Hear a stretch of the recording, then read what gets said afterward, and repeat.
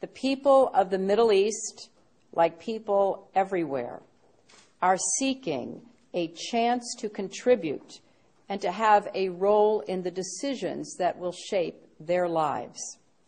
Leaders need to respond to these aspirations and to help build that better future for all. They need to view civil society as their partner, not as a threat.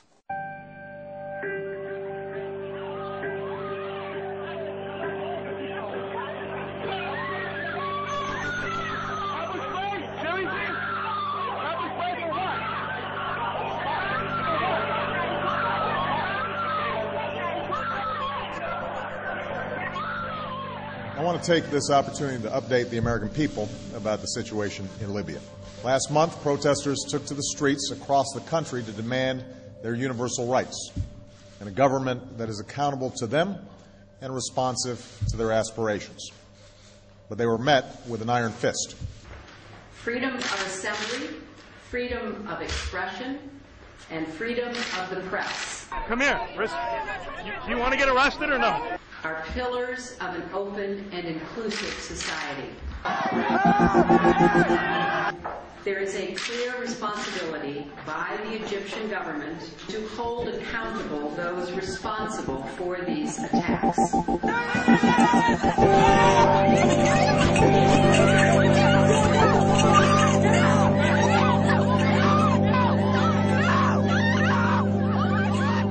For months, the Iranian people have sought nothing more than to exercise their universal rights. We call upon the Iranian government to abide by the international obligations that it has to respect the rights of its own people. We call for the immediate release of all who have been unjustly detained.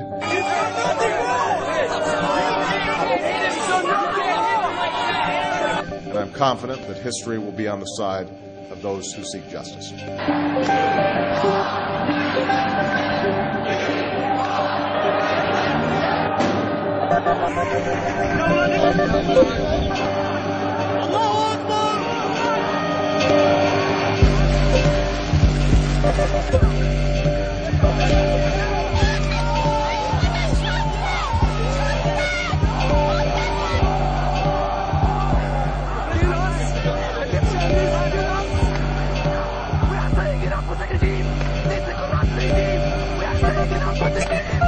I will not stand by and just watch. I will not do it. So take me to jail right now, because I will not. After all that my parents gave me, I can do one thing for them and tell them that I would rather die than be quiet and watch everything that they worked for go away. When all of God's children, black men and white men, Jews and Gentiles, Protestants and Catholics, will be able to join hands and sing in the words of the old Negro spiritual. I'm not moving. I'm not moving. And I'm not moving. I'm a law student at George Washington University, and I'm not moving.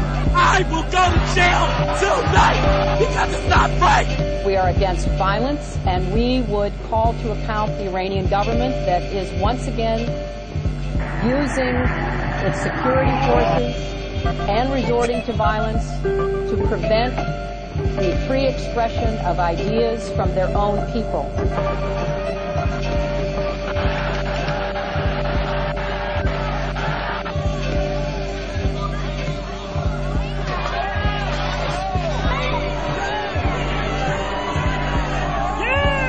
Instead of respecting the rights of his own people, Gaddafi chose the path of brutal suppression.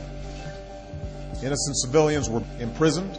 I have not been read my rights. I have not been told why I'm being detained. We want to know the people who are in there. We want to know all their names, what they're being charged with. And in some cases beaten. You can't breathe, officer. Please get off his neck. I need my inhalant. A campaign of intimidation and repression began.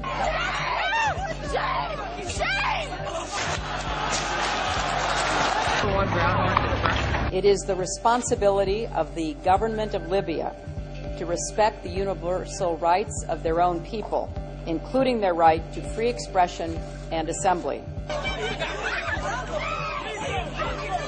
What's his badge number? What is his badge number? Demonstrators have been beaten, attacked. It is absolutely clear that the Syrian government is running out of time. Each new depiction of the abuses of the police on the First Amendment, the more people will show up here in New York City, and the more waves of occupation will spread across this country. And you should be proud of that, police, because you are participating in our media publicity campaign. Thank you for attending. What is absolutely clear is that we are witnessing history unfold. It's a moment of transformation that's taking place because the people of Egypt are calling for change. They've turned out in extraordinary numbers representing all ages and all walks of life. But it's young people who've been at the forefront. A new generation. Your generation, who want their voices to be heard.